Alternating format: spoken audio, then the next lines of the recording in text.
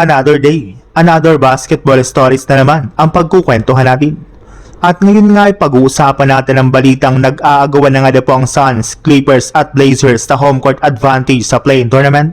At ang balitang meron na nga pong papalit ngayon kay Luka Doncic sa Los Angeles Lakers. Papalapit na nga po ang pagtatapos ng regular season kaya nakikita na nga po natin kung sino-sino ang mga teams na agad makakapasok sa playoffs at kung sino naman ang makikipagsapalaran muna sa darating na play-in tournament. Since nga po lumalayo na ang ika-6th seed na Wolves sa ibang mga teams na nasa ibaba ng West standings, ay nangangamoy na nga po na kompleto na ang apat na teams na makikipagsapalaran sa play-in katulad na lang ng Phoenix Suns, Portland Trail Blazers, Los Angeles Clippers at ang Golden State Warriors. Sa ngayon nga po ay hindi pa determined dito kung ano ang kanilang pwesto. Since magkakadikit pa nga po sila ng pwesto ay posible nga po na magpalitan pa sila sa mga susunod na araw.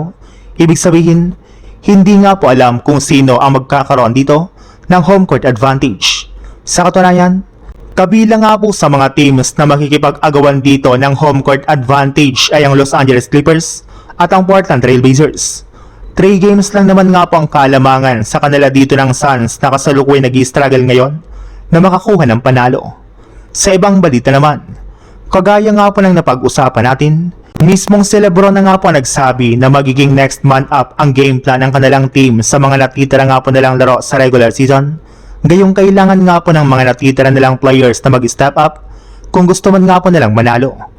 And speaking of step up, sinabi na nga po mismo ni Coach JJ Redick na ngayon nga pong mawawala si Luka Doncic sa kanilang lineup, ay asahan nga po ninyo na si Austin Reeves nang magiging first option ng team at siyang dadala ng kanilang opensa sa mga susunod nilang laban habang hinihintay nila ang pagbabalik dito ng kanilang main superstar.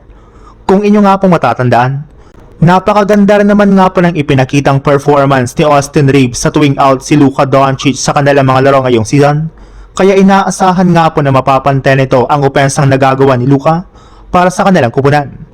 Wala rin naman nga pong ibang choice ngayon ang Lakers kundi bigyan ng mas maraming ball touches si Austin Reeves. Gayong as of now nga po ay siya lang naman ang nag-iisa nga po nilang pag-asa para manalo sa kanilang mga natitirang laban.